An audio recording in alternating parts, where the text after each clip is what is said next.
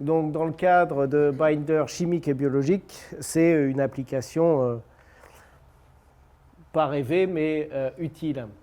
Donc, l'alpha-screen, c'est quoi? C'est alpha veut dire quelque chose, et c'est Amplified Luminescence Proximity Homogeneous Assay. Donc, en gros, comme vous pouvez le comprendre, c'est un essai de proximité homogène, donc en solution, et qui repose sur de la luminescence. En particulier, il repose sur l'utilisation de deux billes, une bille donneuse qui contient de la phtalocyanine et une bille acceptrice qui peut contenir un mélange de réactifs qui vont émettre de la lumière. Donc en gros, qu'est-ce qui se passe? C'est quoi le principe d'AlphaScreen? Si deux molécules interagissent, à ce moment-là, elles vont permettre le rapprochement des deux billes, donneuse et acceptrice, auxquelles elles sont couplées respectivement. Et lors de l'excitation de la bille donneuse, des singulets d'oxygène vont être largués par la phtalocyanine, vont diffuser jusqu'à la bille acceptrice, dans laquelle il va se produire une réaction de transfert d'énergie et l'émission de lumière.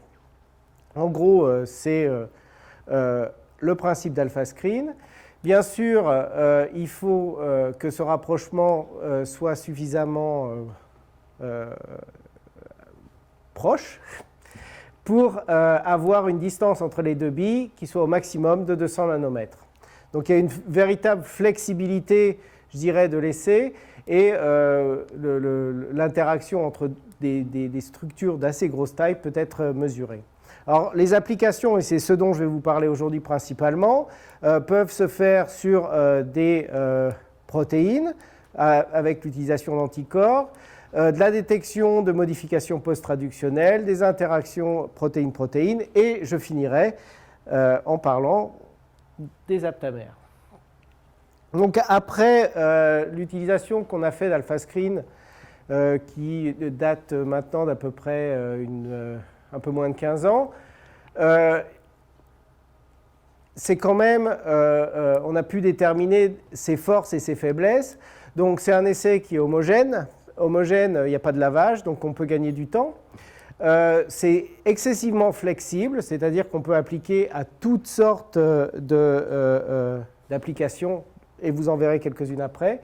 C'est relativement sensible, c'est robuste. Par contre, il y a quand même un certain nombre de limitations, c'est-à-dire que c'est une technologie qui est sensible à la lumière. Avec les dernières générations de billes, ce paramètre-là est un peu atténué. C'est sensible à l'environnement, c'est-à-dire le milieu réactionnel, donc, dans lesquels on peut trouver des quenchers de signal, en particulier de singulets d'oxygène. Et ça, quand on crible des chimiothèques, par exemple, on peut se retrouver dans cette configuration, ou quand on analyse des extraits tissulaires ou d'origine biologique qui vont contenir de fortes concentrations de quenchers.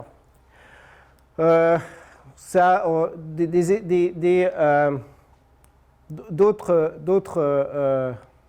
je dirais, paramètres qui peuvent modifier le readout, c'est une sensibilité à la température, ce qui veut dire qu'on doit travailler dans des environnements à température stable, et des effets de concentration. Mais une fois qu'on a compris comment ça marchait, ces effets-là, finalement, on peut très très bien les contourner. Donc, je vais commencer à parler des applications. Et la première application dont je vais vous parler, c'est une interaction antigène-anticorps. Et dans le premier lieu, c'est est-ce qu'on peut dessiner des essais qui soient susceptibles de nous permettre de mesurer la concentration d'un analyte, en particulier d'une protéine, pour l'instant, dans un milieu biologique. Et en fait, on peut reconstruire un test qui ressemble à de l'ELISA, qui n'est pas de l'ELISA puisque c'est homogène, comme je vous l'ai dit, et qui va permettre de détecter la concentration d'une protéine X. Donc, dans cette configuration-là, on a un anticorps qui, en général, est couplé, qui va être couplé à la bille donneuse, par exemple par de la protéine A, et un autre anticorps qui est couplé à la protéine acceptrice, par exemple, après biotinylation, et la bille est recouverte de streptavidine.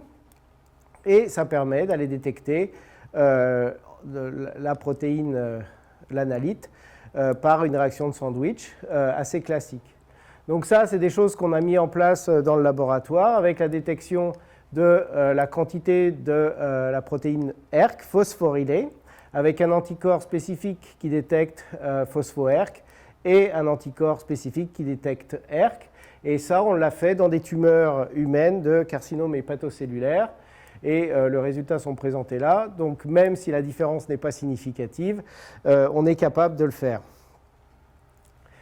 Le deuxième type d'application antigène-anticorps, c'est la détection d'une modification post-traductionnelle sur un substrat donné. Et ça peut se faire, par exemple, dans un essai enzymatique de phosphorylation in vitro. Donc ça permet de contourner l'utilisation, par exemple, de radioactivité. Donc dans cet essai, vous avez une kinase recombinante, vous avez le substrat qui est conjugué à la bille acceptrice et un anticorps spécifique contre la modification post-traductionnelle induite par la kinase qui va permettre de reconnaître la forme, en l'occurrence phosphorylée, du substrat. Donc on l'a fait dans cette configuration-là avec un peptide polyglutyre couplé à la bille acceptrice, un anticorps antiphosphotyrosine couplé à la bille donneuse et l'ajout d'une kinase recombinante FRK avec de l'ATP et du magnésium. Et on a mesuré en fait la phosphorylation du peptide polyglutyre par cette kinase et des mutants qui avaient été identifiés dans des tumeurs humaines. Et ce que vous pouvez voir sur ce graphe, c'est que les deux mutants qui ont été identifiés dans ces tumeurs sont plus actifs in vitro que la kinase sauvage. Et de la même manière, ce qu'on a fait, on a fait des essais de sensibilité à différents inhibiteurs de kinase. Donc la kinase utilisée est une kinase de la famille SRC. Et on a utilisé différents inhibiteurs de SRC. Et vous voyez que les trois kinases ont des profils de sensibilité à ces inhibiteurs qui sont différents de la kinase sauvage. Donc ce travail-là, ça permet de mettre en évidence que ce type de configuration est relativement facile à mettre en place. C'est des essais qui se mettent en place à peu près une fois que les kinases recombinantes étaient purifiées de manière suffisamment propre. Comme l'a dit Carmelo, la qualité du matériel conditionne la qualité du readout. Du coup, je parle trop.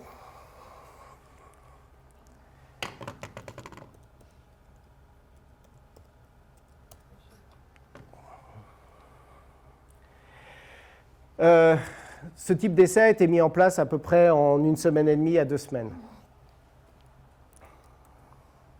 Donc le deuxième type d'interaction qu'on peut mesurer en utilisant AlphaScreen, c'est des interactions protéine-protéine. Et ça, je vais l'illustrer avec deux types d'exemples. Tout d'abord, un essai qui a été mis en place dans le laboratoire en collaboration avec Violaine Moreau, qui permet de mesurer in vitro l'activation de la petite GTPase RAC1. Et en fait, sous sa forme active, elle fixe le GTP, et sous sa forme fixée au GTP, cette GTPase est capable de fixer un effecteur qui est la protéine PAC. Alors, c'est des essais qui ont déjà été mis en place, je dirais, avec de la biochimie traditionnelle, ce qu'on appelle du pull-down.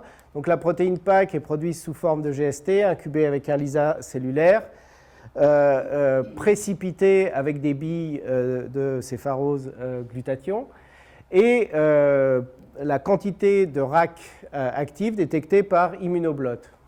Ce qu'on a fait, c'est qu'on a mis en place un test qui permet de tout faire en un seul puits en 45 minutes. En gros, on a PAC qui est couplé à la bille donneuse, la GTPase produite qui est couplée à la bille acceptrice, et lorsqu'elle est sous forme GTP, elle se fixe à PAC. Cela ramène les deux billes à proximité, et lors de l'excitation de la bille donneuse, on a un signal lumineux qui est émis. On a utilisé cet essai afin d'identifier de nouvelles molécules susceptibles de perturber l'activation de RAC. Dans un crible de petites molécules chimiques, alors ça a été fait avec une librairie de 1200 composés qui ont tous l'autorisation de mise sur le marché. Et ce qu'on a pu identifier, c'est 5 molécules qui étaient capables de perturber cette interaction. Sur ces 5 molécules, on a réalisé des courbes de dose-réponse avec le même essai. On a pu identifier que ce composé ici en bleu, qui est la mitoxantrone, qui était déjà connu comme étant un inhibiteur de topoisomérase, inhibait fortement l'activité de la GTPase. Et ce qu'on a pu démontrer par la suite, c'est que c'était un compétiteur du GTP sur la GTPase. Donc la mise en place d'un essai de ce type-là nous a permis d'identifier un nouvel inhibiteur et peut-être d'en expliquer certaines fonctions antimigratoires qui avaient été décrites, mais jusque-là non expliquées. Le deuxième type d'interaction protéine-protéine qu'on a évalué dans le laboratoire, c'est l'interaction entre une protéine bactérienne, les pilines de Neisseria meningitis, et leur récepteur CD147 à la surface des cellules mammifères. Donc on a produit CD147 de manière recombinante, les pilines de manière recombinante. CD147 était couplé à la bille donneuse, les pilines ont été couplées aux billes acceptrices, l'interaction rapprochait les deux billes et, comme précédemment, le rapprochement des deux billes lors de l'excitation de la bille donneuse permet l'émission de lumière par la bille acceptrice. Alors, on avait plusieurs pilines, et comme vous pouvez le voir ici, non, vous ne pouvez pas le voir ici, c'était juste sur une piline. On voit qu'avec une augmentation de la concentration en piline, on a une augmentation du signal alpha-screen, seulement lorsqu'il y a du CD147 qui est couplé à la bille donneuse. On a fait des manips similaires avec deux types de pilines, la piline 10 et la piline 5.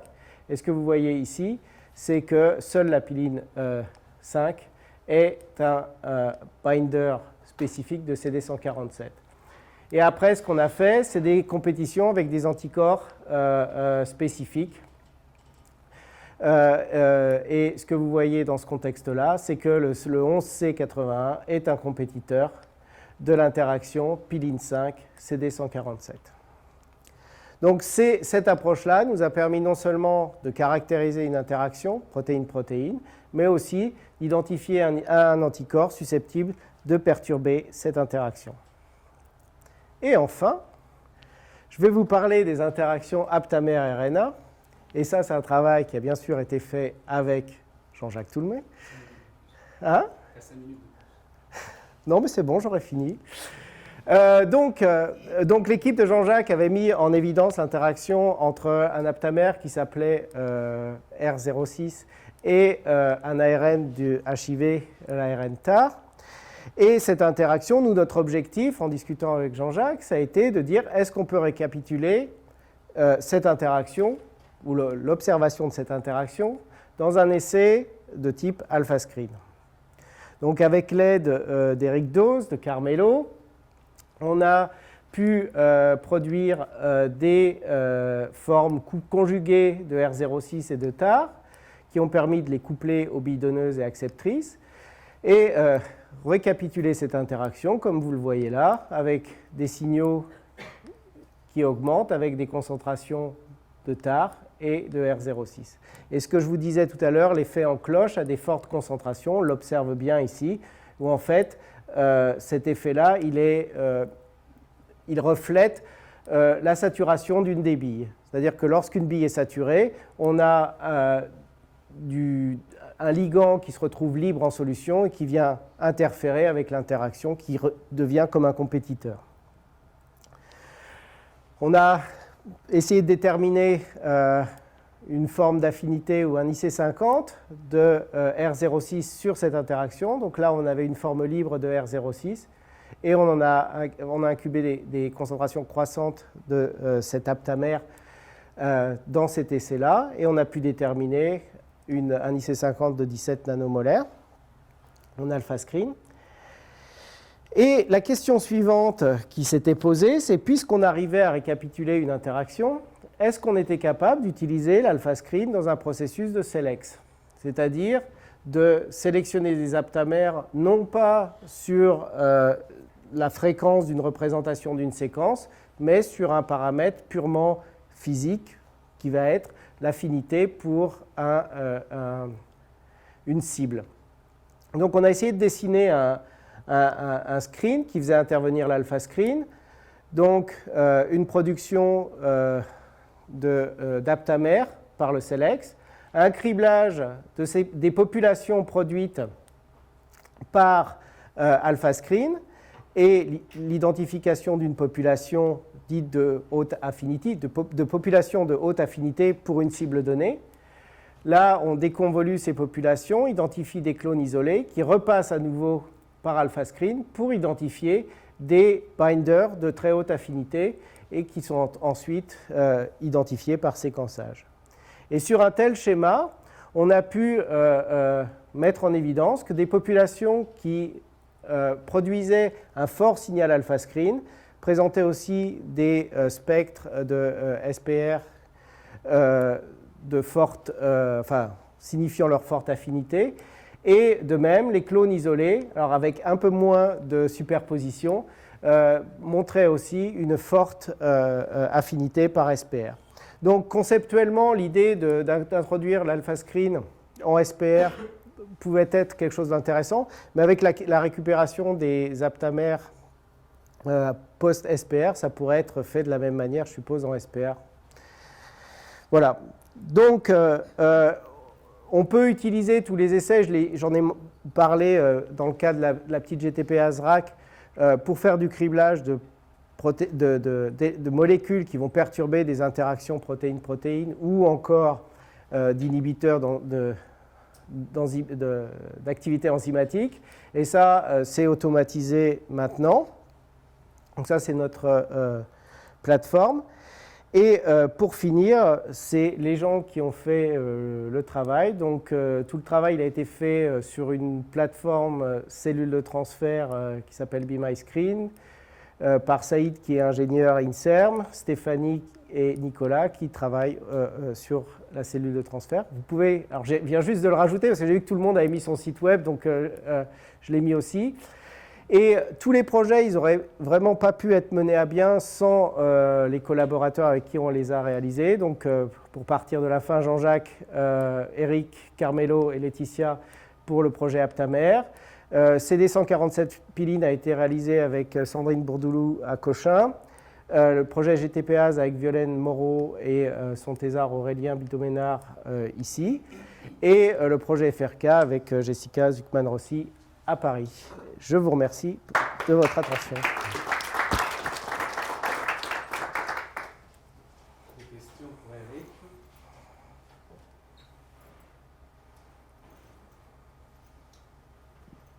C'était si clair que ça? Oui, si vous avez deux molécules identiques et vous pensez qu'ils interagissent, Ouais. comment tester avec AlphaScreen parce que le données va interagir avec elle-même? Alors, on peut les taguer, les étiqueter de manière différente et les produire recombinantes dans les bactéries. Ça, on l'a fait et ça marche bien puisqu'on va avoir des billes fonctionnalisées, par exemple glutathion, qui vont fixer la GST, des billes fonctionnalisées nickel qui vont fixer un tag histidine. Et du coup, ça peut être la même protéine, mais des entités différentes de cette protéine-là vont se fixer sur les deux billes. Et du coup, on sera capable de mesurer une interaction homodimérique de manière sûre. On ne calcule pas les constantes qu'on a, c'est jamais des constantes absolues, c'est des constantes apparentes. Et ce qu'on fait, en général, quand on détermine des constantes apparente, c'est qu'on combine ça avec des tests de compétition, avec des molécules non taguées, ce qui permet de recouper l'information et de nous conforter dans cette, ou non, dans ce qu'on a initialement décrit. Mais on n'est absolument pas dans la même catégorie que ce que peut faire la SPR, définitivement pas. Qui n'est déjà pas parfaite. Mais plus déjà. Tu as observé des différences de constantes apparentes en fonction de la densité de greffage sur une bille? En fait, on a fait ce type de test en fait, on commence toujours nos manips en faisant une matrice de concentration. Donc, un des deux partenaires et l'autre partenaire, et des concentrations croissantes des deux. Et ce qu'on s'était amusé à faire dans certains tests, c'est justement d'essayer de voir s'il y avait vraiment des différences d'affinité apparente en fonction des concentrations qu'on avait à chaque fois. Et dans le cas sur lequel on a travaillé, ce n'était pas quelque chose qui variait de manière significative. Ça variait, mais pas de manière significative, d'une concentration à l'autre. Du coup, je pense que c'est au cas par cas. Et ça va vraiment dépendre du binder qu'on utilise et de sa cible. Enfin, c'est une réponse molle, mais je n'ai pas d'expérience pour faire une réponse plus dure.